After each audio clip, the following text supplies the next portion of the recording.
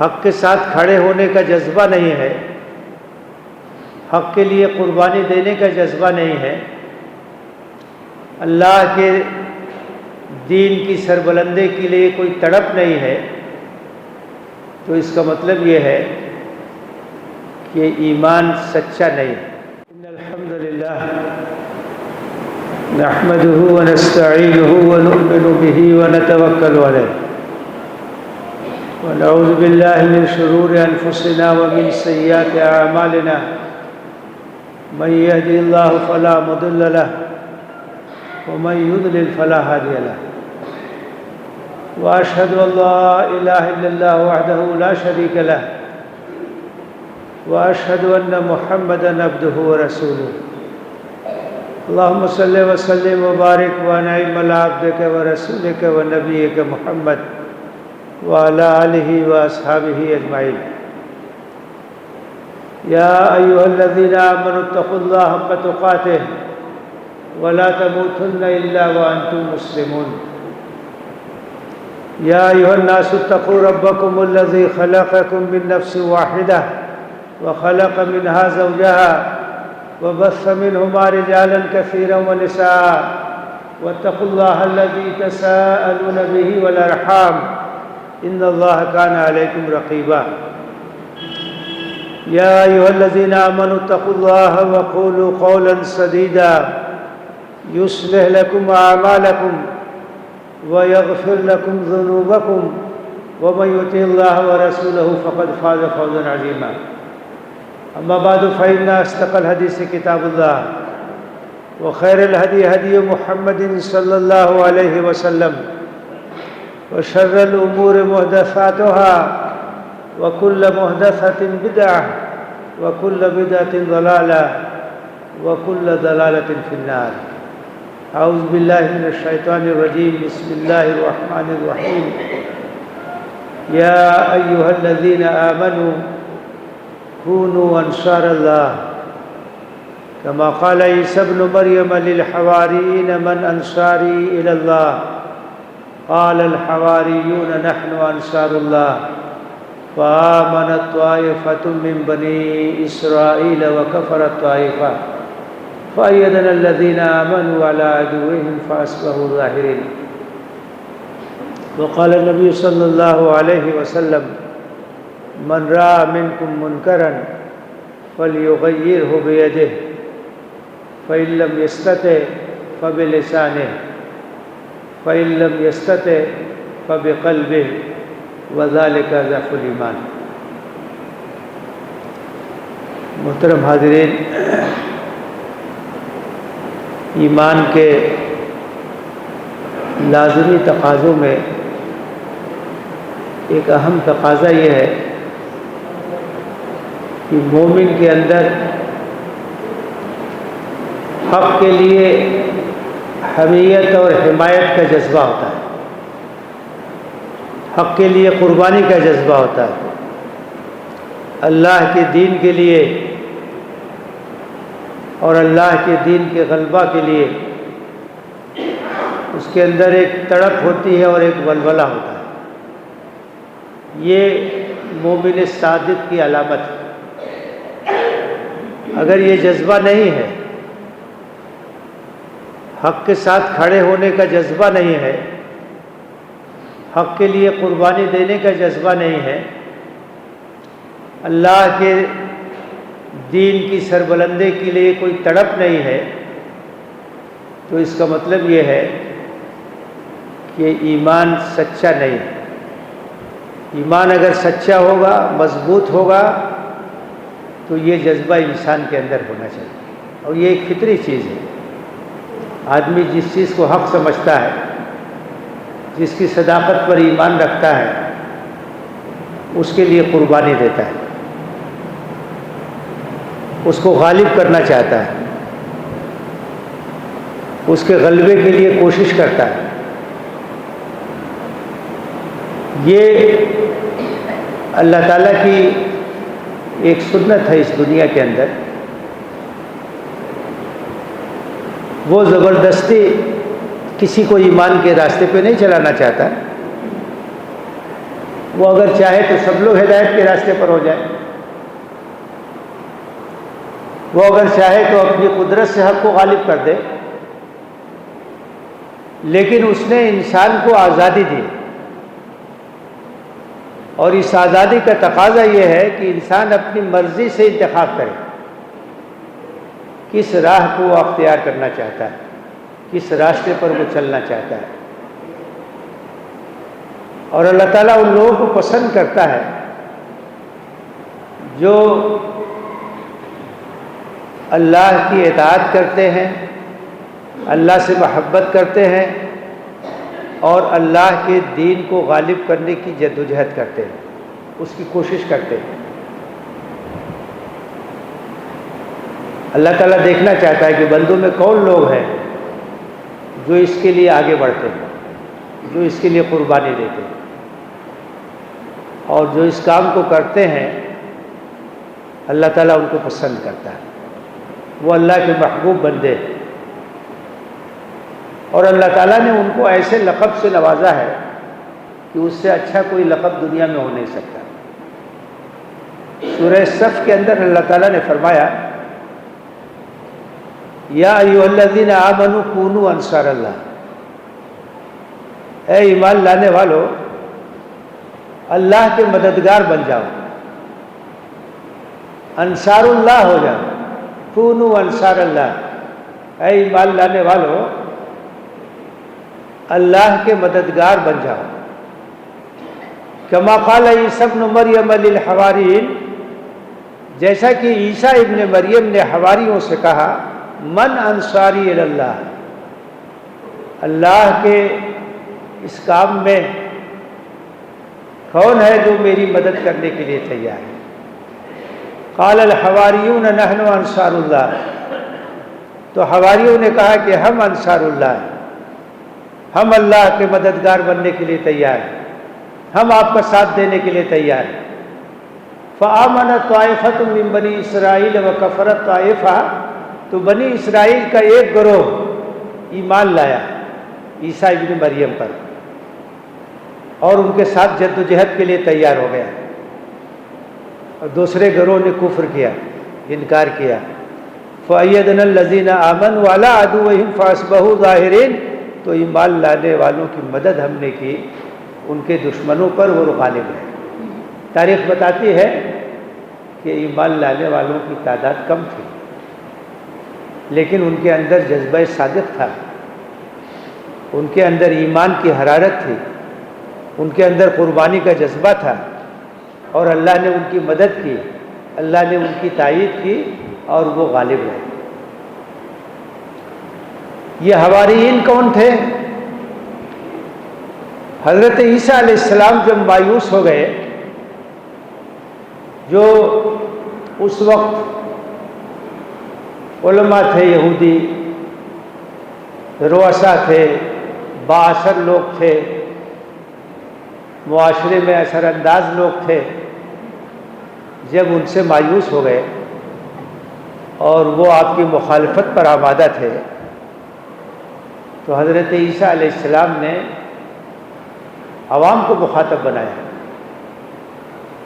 غریبوں کو مخاطب بنایا، سمندر کے کنارے رہنے والے، مچھلی کا شکار کرنے والے ماہی گیروں کو،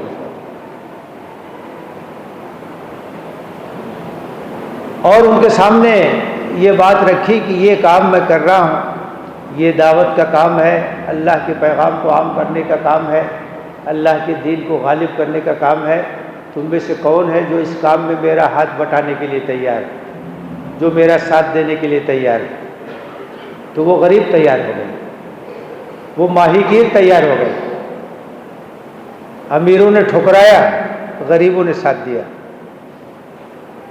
اور حضرت عیسیٰ علیہ السلام کے مخلص ساتھی بن گئے، اور اللہ تعالیٰ نے ان کو دشمنوں پہ غلبہ عطا کیا۔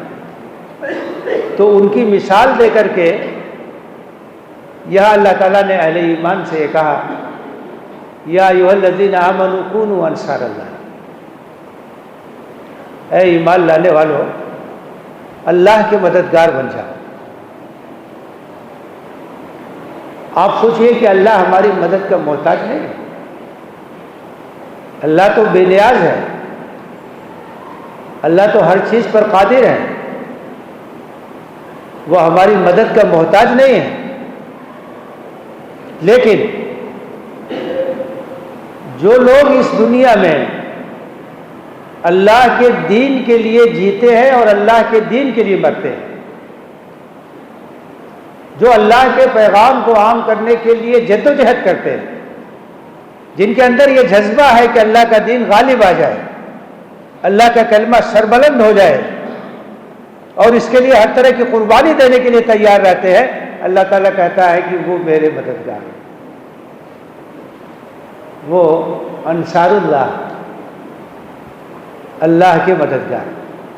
اب آپ سوچئے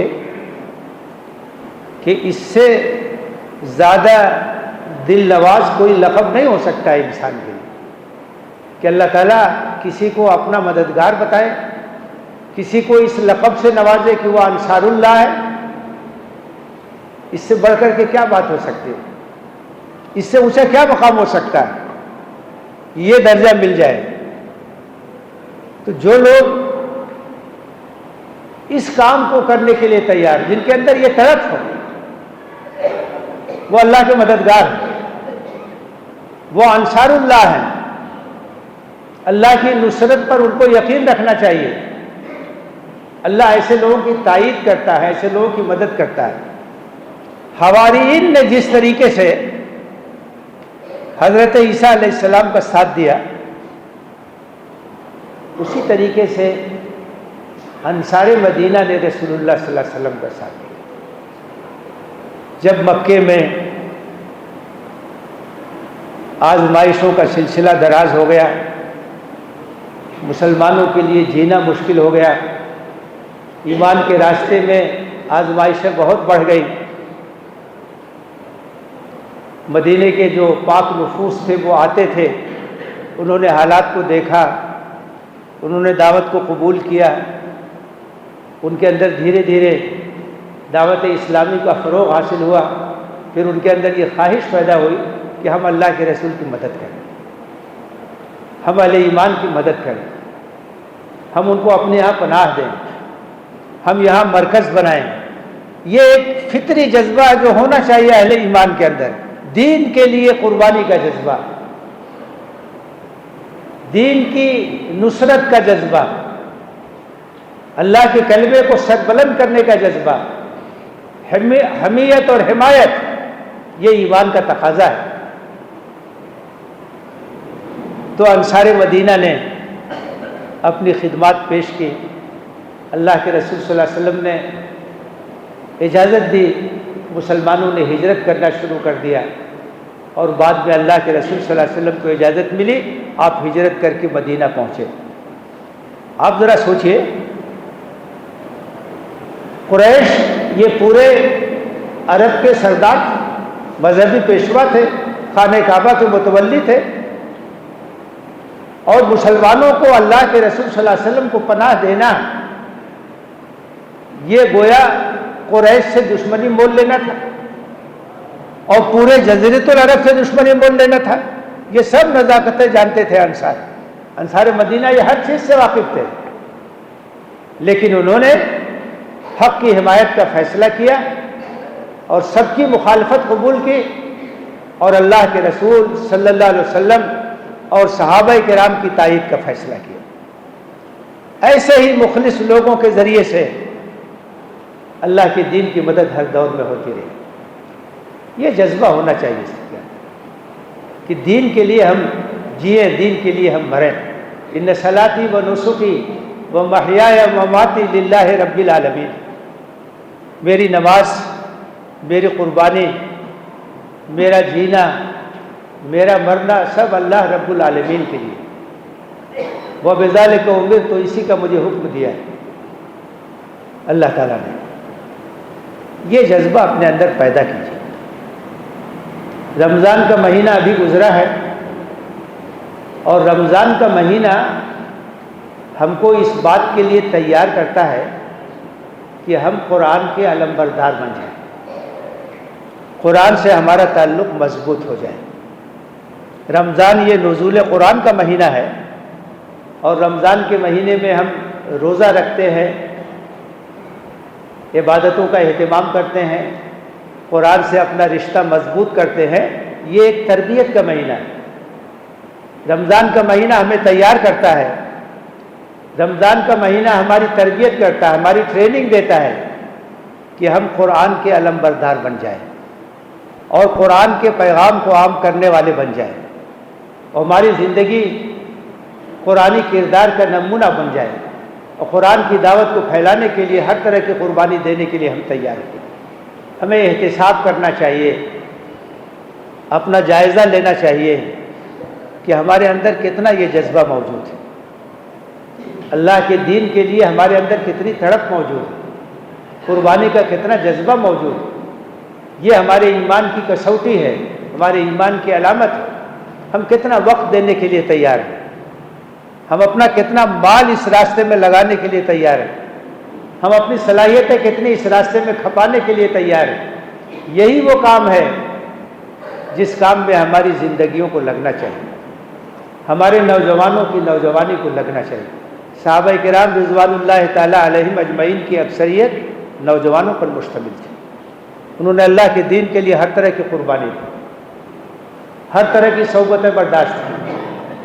یہ جذبہ پیدا کیجیے۔ اللہ کے رسول صلی اللہ علیہ وسلم نے فرمایا، من رأى منکم منکرا فلیغیرہ بیدہ، تم میں سے جو کوئی برائی دیکھے اسے چاہیے کہ طاقت سے اس کو مٹا دے۔ اگر اس کے اندر طاقت ہے، قوت کا استعمال کر سکتا ہے، تو طاقت سے اسے مٹا دینا چاہیے۔ فإن لم یستطع، اگر طاقت سے نہ مٹا سکتا ہو، فلیغیرہ بلسانہ، زبان سے اس کے خلاف اظہار خیال کرے۔ غلط ہے، اس کے خلاف اس کا زبان کا استعمال کرے۔ فإن لم یستطع، اگر کسی وجہ سے زبان کا استعمال بھی ممکن نہ ہو، فلیغیرہ بیدہ، بقلبہ، تو دل سے اس کو مٹائے۔ دل سے مٹانے کا مطلب کیا ہے؟ دل میں اس کے خلاف نفرت ہونی چاہیے، تکلیف اور کڑھن ہو، اضطراب ہو، اور یہ عزم اور ارادہ ہو کہ میرے اندر طاقت ہوگی تو میں زبان کا استعمال کروں گا، میں ہاتھ کا استعمال کروں گا اور برائی کو مٹاؤں گا۔ وَذَلِكَ أَضْعَفُ الْإِيمَانِ، یہ کم سے کم ایمان کا درجہ ہے۔ یہی حمیت ہے۔ اتنی حمیت تو ہونی چاہیے کہ برائی کو دیکھ کر کے ہمارے دل کے اندر تڑپ پیدا ہو کہ کیسے اس کو مٹائیں، کیسے اس کو ختم کریں۔ مومن نیکیوں کو پھیلانے والا، برائیوں کو مٹانے والا ہے، وہ انگیز نہیں کر سکتا، برداشت نہیں کر سکتا۔ اس کے اندر یہ جذبہ ہوگا کہ اگر میں زبان کا استعمال کر سکوں گا تو زبان اس کے خلاف کھولوں گا، طاقت کا استعمال کر سکوں گا تو اپنی طاقت کا استعمال کروں گا۔ اگر دل کے اندر تکلیف اور اضطراب بھی نہ ہو تو ایمان نہیں۔ ایمان کا کم سے کم درجہ یہ ہے کہ برائی کو دیکھ کر کے تکلیف تو ہونی چاہیے۔ تو میرے بھائی اور میرے بزرگوں، ایمان کی کسوٹی یہ ہے کہ حق کے لیے ہمارے اندر تڑپ، ظلم کے خلاف ہم آواز اٹھائیں، مظلوم کا ساتھ دینے کے لیے تیار ہوں، اور ظلم اور زیادتی کو مٹانے کے لیے جتنی امکانی شکلیں ہیں ان تمام کو اختیار کریں۔ جتنے مواقع حاصل ہیں تمام مواقع کا استعمال کریں۔ مومن نہ کسی پہ ظلم کرتا ہے اور نہ کسی مظلوم کو بے یار و مددگار چھوڑتا ہے۔ مومن کی نشانی یہ ہے کہ وہ مظلوم کا ساتھ دیتا ہے اور ظالم کا ہاتھ پکڑنے کی کوشش کرتا ہے۔ یہ اسے کرنا چاہیے، تمام وسائل اور ذرائع کو استعمال کرنا چاہیے۔ ہم جس دور میں جی رہے ہیں، جن حالات سے ہم دوچار ہیں، ان حالات میں ظلم اور زیادتی اور ناانصافی کو ختم کرنے کے لیے جتنے امکانی راستے ہیں ان تمام راستوں کو اختیار کرنا چاہیے۔ تماشائی بن کے نہیں رہنا چاہیے۔ مومن تماشائی بن کے نہیں رہتا ہے، مومن غیر جانبدار بن کر کے نہیں رہتا ہے، وہ حق کا طرفدار ہوتا ہے، وہ مظلوم کے ساتھ کھڑا ہوتا ہے، وہ ظالم کے خلاف ہوتا ہے، وہ زیادتی کے خلاف ہوتا ہے، وہ ناانصافی کے خلاف ہوتا ہے۔